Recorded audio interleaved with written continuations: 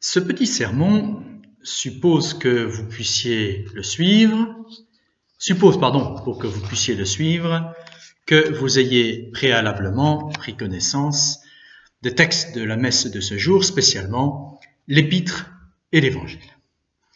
L'épître est tirée du prophète Isaïe. Il s'agit d'une description de l'ère messianique, de ce temps de la grâce et du salut, de la lumière aussi dispensée à tous ceux qui étaient auparavant dans les ténèbres.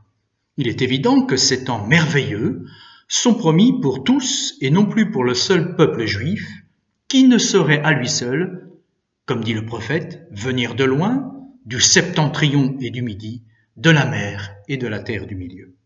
Bien sûr, également, au-delà du temps messianique inauguré par la venue du Messie sur terre, époque que nous vivons, parce que nous bénéficions de la vraie lumière vivante qu'est Jésus, qui nous guide dans les bons pâturages et jusqu'aux sources d'eau, au-delà donc de ce temps de l'Église que nous connaissons, le prophète vise la vie éternelle, ce pourquoi d'ailleurs l'Apocalypse a repris ce passage d'Isaïe pour l'appliquer clairement à la Jérusalem d'en haut.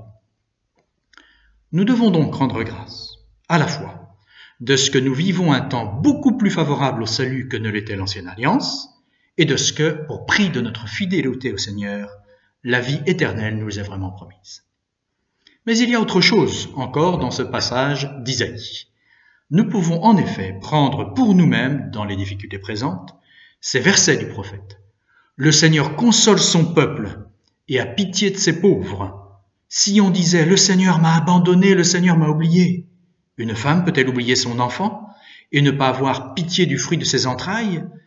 Et même si elle l'oubliait, moi, je ne t'oublierai pas, parole du Seigneur Tout-Puissant. Nous devons donc vraiment avoir foi en la toute-puissance de Dieu qui, comme les théologiens le disent, n'est pas tenu par ces sacrements. Cela signifie que Dieu peut nous donner hors des sacrements, spécialement de l'Eucharistie, toutes les grâces que nous aurions reçues si nous avions pu effectivement recevoir les sacrements. C'est d'ailleurs le sens de la communion spirituelle pour l'Eucharistie. Le Seigneur ne nous a pas abandonnés parce que nous sommes ses enfants. Mais il nous demande notre foi. Foi en sa toute-puissance, c'est l'argument d'Isaïe, mais foi aussi en sa bonté et sa miséricorde infinie, dont nous bénéficions sans trop nous en rendre compte, enfants que nous sommes d'un Père si bon. Le prophète Isaïe annonçait que le Seigneur dirait à ceux qui sont dans les ténèbres « Venez à la lumière ». Nous avons de cette prophétie une saisissante réalisation dans l'Évangile, car le Messie ne porte pas seulement la lumière au monde, il est la lumière. Je suis la lumière du monde. À cette prétention, les pharisiens répondent par un argument que jusqu'ici Jésus avait accepté, sans doute en considération de ce qu'il est homme, à savoir qu'on ne peut se rendre témoignage à soi-même. Mais les pharisiens ont bien compris, l'affirmation de Jésus « Je suis la lumière du monde » a un goût messianique. Jésus, sans le dire expressément, se présente comme le Messie.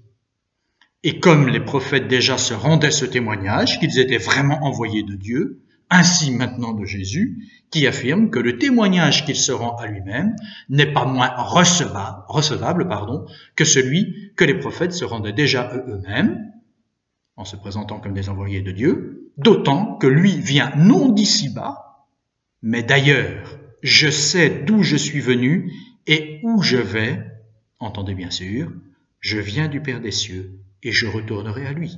Donc, Jésus est plus qu'un prophète, comme il le dit ailleurs, il y a ici plus que Jonas.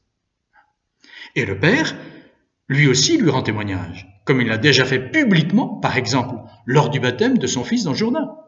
Cela fait donc deux témoins et de taille, et ainsi Jésus honore ce que prescrit la loi de Moïse, derrière laquelle ses adversaires se barricadent.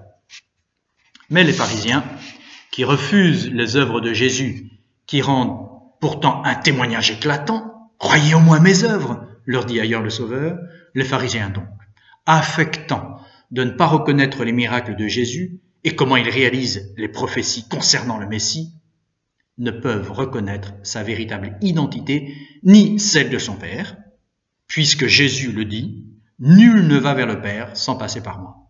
Celui qui ne reconnaît pas le Fils ne peut pas reconnaître le Père. Les pharisiens ne veulent pas laisser la lumière éclairer leurs ténèbres. L'ambiance de ce passage est donc clairement celle d'une opposition acharnée des pharisiens à la lumière du monde. Nous entrons demain dans le temps de la passion. Personne aujourd'hui ne saisit ou n'arrête Jésus, nous dit saint Jean, parce que son heure n'est pas encore venue, cette heure où il va sauver le monde. Mais elle approche, cette heure des ténèbres aussi, qui marquera paradoxalement la victoire du crucifié. Ainsi soit-il. Au nom du Père et du Fils et du Saint-Esprit. Amen.